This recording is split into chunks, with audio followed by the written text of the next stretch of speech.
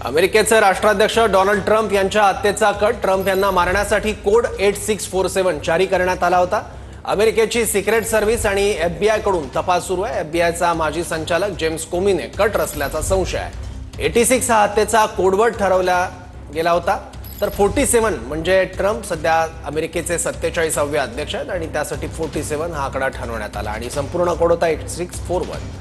James कोमी यांना यासाठी जबाबदार धरलं पाहिजे आणि तुरुंगात टाकलं पाहिजे असं तुलसी गबार्ड यांनी म्हटलंय। त्या यूएसच्या इंटेलिजन्स डायरेक्टर आहेत। माजी एफबीआय संचालकांनी अनेक गुंडांवर खटला चालवलाय, ते गुंड काय करू शकतात हे त्यांना माहिती आहे। ट्रम्प यांच्यावर आधीही दोनदा प्राणघातक हल्ला करण्याचा प्रयत्न झाला आहे। राष्ट्राध्यक्ष ट्रम्प यांच्या जीवाला कोमी यांनी दिलेल्या धमकीच्या चौकशीला आम्ही पूर्ण पाठिंबा देतो।